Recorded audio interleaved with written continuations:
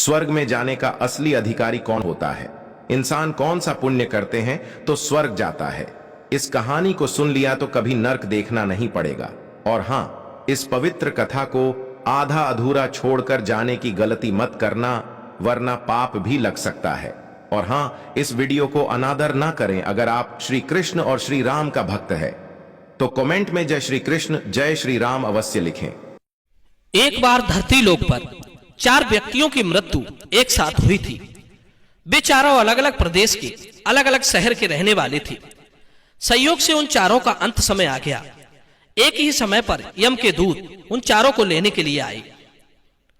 मरने वालों में एक तो किसी शहर का राजा था, एक बड़ा धनी व्यापारी था, तीसरा एक पूजा पाठ जप तप करने वाला पंडित था, और चौथा एक मजदूर था जो दिन भर मेहनत मजदूरी करके अपने परिवार का पालन पोषण करता था। चारों की आत्मा को यमदूत लेकर धर्म की सभा में पहुंचे। चारों उनके सम्मुख खड़े होकर ये सोच रहे थे कि कौन स्वर्ग में जाएगा और कौन नरक में। धर्मराज अभी गद्दी पर विराजमान नहीं हुए थे। उससे पहले ही वे चारों आपस में बातचीत करते हुए स्वयं को ही स्वर्ग का दावेदार ठहरा रहे थे। सबसे पहले राजा बोला कि देखो, मुझे तो धर्मराज पक्का ही स्वर्ग में भेजेंगे, क्योंकि मैं एक विश्वविख्यात राजा हूं। मैंने अपने शुभ कर्मों से धरती लोक पर अपना खूब नाम कमाया है। चारों तरफ लोग मेरे अच्छे कर्मों की चर्चा करते हैं। कभी कोई मेरे द्वार से खाली हाथ नहीं गया। जो आया मैंने उसे इतना दिया कि वो जीवन भर मेरा नाम नहीं भूल पाएगा। हर तरफ मेरे नाम का यशोगान हो रहा है। मेरे द्वारा लुटाए गए दान से लाखों लोगों को खाने को अन्न मिला है, रहने को आश्रय मिला है। इसलिए मेरे कर्मों को देखते हुए धर्मराज पक्का मुझे ही स्वर्ग में भेजेंगे।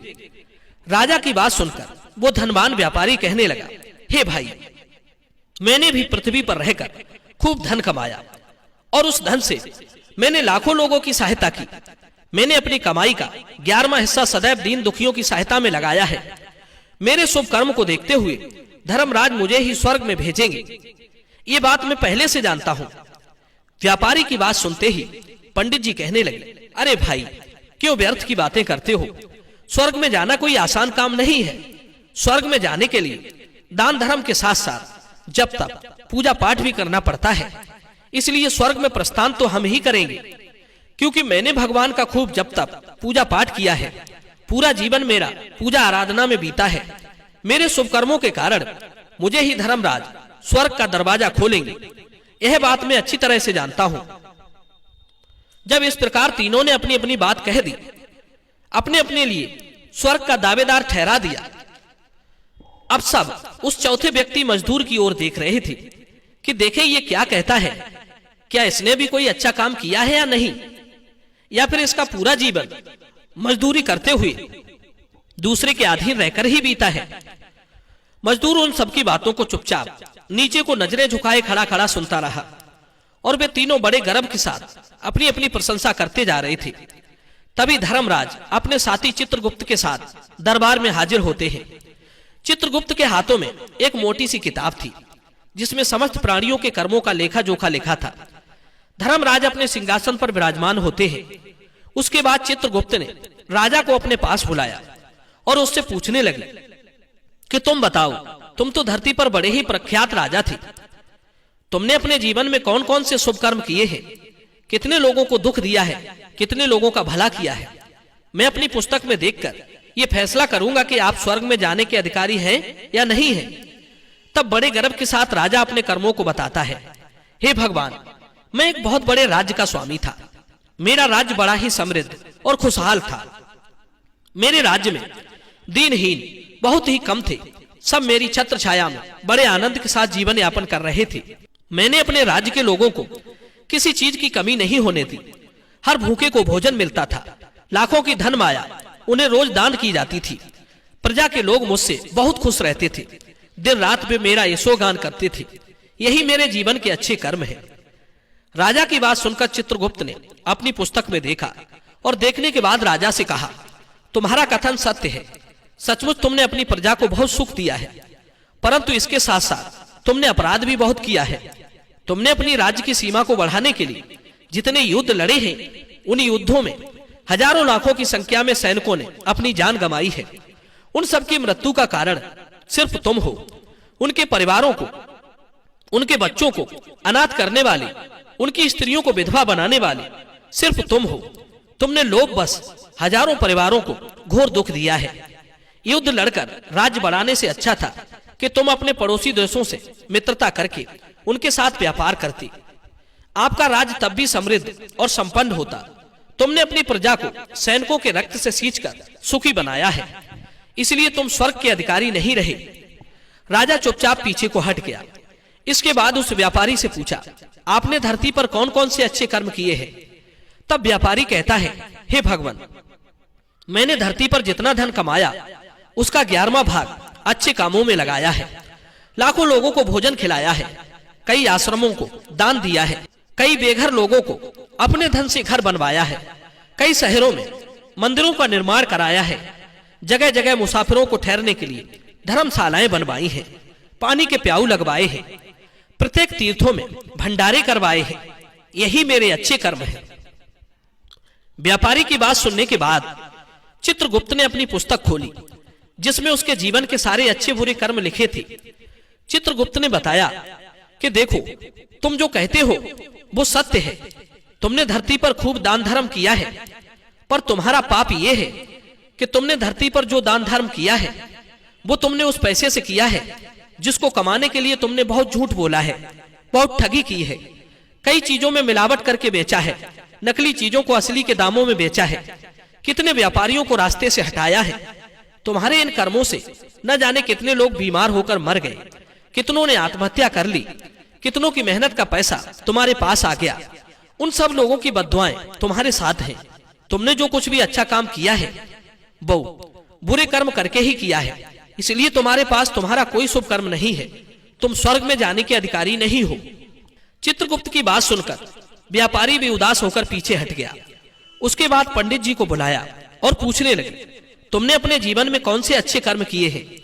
तब पंडित जी कहते हैं, हे भगवान, मेरा पुण्य ये है कि मैंने हजारों लोगों को ज्ञान दिया है, हजारों यज्ञों के अनुष्ठानों को संपन्न कराया है, हजारों के घरों में पूजा पाठ कराई है, दिन रात मैंने ईश्वर का जप किया है, हजारों कन्याओं का विवाह कराया है, लाखों पिंडदान श्राद्ध कर्म कराए हैं, अज्ञानियों को मार्ग सुझाया है। इससे ज्यादा शुभ कर्म और क्या हो सकते हैं? तब चित्रगुप्त अपनी पुस्तक में देखकर बताते हैं, हे पंडित जी महाराज, आपका कहना सर्वथा सत्य है। आपने वास्तव में हजारों लोगों को ज्ञान दिया है, लेकिन उस ज्ञान पर स्वयं कभी अमल नहीं किया। आपने सैकड़ों यज्ञ पूजा पाठ अनुष्ठान कराए, पर उनमें निस्वार्थ भाव से किया गया कोई कर्म नहीं था। इसलिए तुम स्वर्ग में जाने के अधिकारी नहीं हो।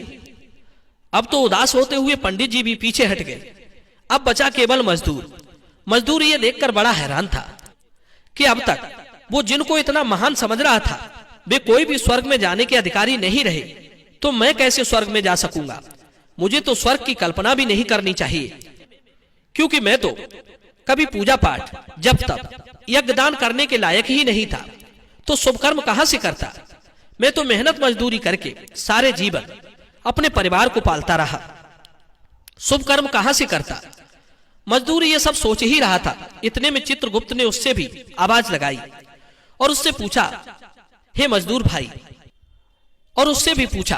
तो मजदूर पहले ही कहने लगा, भगवान, मैंने धरती पर एक गरीब घर में जन्म लिया। यज्ञ दान हवन पूजा पाठ करने के मैं लायक नहीं था। मैं शुभ कर्म कहां से करता? मुझे तो अपने परिवार का भरण पोषण ही कर पाया। मैं जानता हूं भगवान कि मैं स्वर्ग जाने का अधिकारी नहीं हूं। मैंने धरती पर भी नरक भोगा है और यहां भी भोगूंगा, पर मेरी एक हार्दिक इच्छा है, मैं स्वर्ग में तो जा नहीं पाऊंगा। मैं एक बार स्वर्ग को अपनी आंखों से झांक कर देखना चाहता हूं। इससे अधिक मेरी कोई इच्छा नहीं है, क्योंकि मैंने ऐसा कोई काम नहीं किया जो कुछ देर के लिए ही स्वर्ग में पहुंच पाता। गरीबी में पला बड़ा, काम के बाद लोगों की सेवा के लिए मेरे पास समय नहीं रहता। बचा हुआ समय मैं अपने बूढ़े माँ बाप की सेवा में लगा देता था। उनके लिए औषधि पीसता था, उन्हें खिलाता पिलाता था, उनके वस्त्र बदलता था, उन्हें नहलाता धुलाता था। यही मेरी दिनचर्या थी। मुझे तो मंदिर जाने का भी समय नहीं मिल पाया। मजदूर की बात सुनकर चित्रगुप्त ने अपनी पुस्तक में देखकर पूछा, हे मानव, तुम ध्यान करके सोचकर बताओ, तुमने कभी तो कोई शुभ कर्म किया होगा। तब मजदूर अपने पूरे जीवन काल के घटनाक्रम को याद करता है। तब उसे याद आया कि एक बार उसे बहुत तेज भूख लगी थी। वो रोटी खाने के लिए बैठा ही था कि इतने में वहां एक बहुत ही कमजोर कुत्ता टहलता हुआ आ गया, जो ठीक से चल भी नहीं पाता था। वो आकर मेरे सामने बैठ गया और मेरी रोटी को गौर से देखने लगा। मैं समझ गया कि वो कुत्ता भूखा है। मेरे अंदर से आवाज आई कि एक भूखे बेजुबान जानवर को छोड़कर तू कैसे अकेला खा सकता है। वो भी मेरे पास आकर के बैठ गया। मैंने वो रोटी स्वयं ना खाकर उस कुत्ते को खिला दी। उस दिन मैंने पूरे दिन भूखे पेट रहकर ही काम किया था। मजदूर की बात सुनकर चित्रगुप्त मुस्कुराए और उसका हाथ पकड़ करके बड़े सम्मान के साथ उसे स्वर्ग में लेकर गए और बोले, वास्तव में आप ही स्वर्ग में रहने के अधिकारी हो। आपका वो त्याग और उस मूक पशु पर दया दिखाना ही सबसे बड़ा शुभ कर्म है। मनुष्य जो भी काम निस्वार्थ भाव से करता है, वास्तविक उसका ही उसे सबसे बड़ा पुण्य मिलता है। निस्वार्थ भाव से किया गया जन कल्याण के लिए काम आपके सैकड़ों पापों को नष्ट कर देता है। लोभ, लालच, मोह और स्वार्थ के वशीभूत होकर किया गया शुभ कर्म भी फलदायी नहीं होता। इसीलिए ध्यान रहे, जीवन में अच्छे कर्म अच्छी भावना के साथ करना चाहिए। ऐसा नहीं होना चाहिए कि आपने किसी से धन छीनकर या चुराकर कमा लिया और बाद में उसी धन को शुभ कर्मों में लगा दिया। वो धन आपको कभी नरक में जाने से नहीं बचा सकता। दोस्तों, मैं उम्मीद करता हूं ये कहानी जरूर पसंद आई होगी। तो चलिए वीडियो को लाइक कीजिए और चैनल को सब्सक्राइब कीजिए। मिलते हैं आपसे अगली वीडियो में एक और चर्चा के साथ। आप सभी का बहुत बहुत धन्यवाद। जय श्री कृष्ण।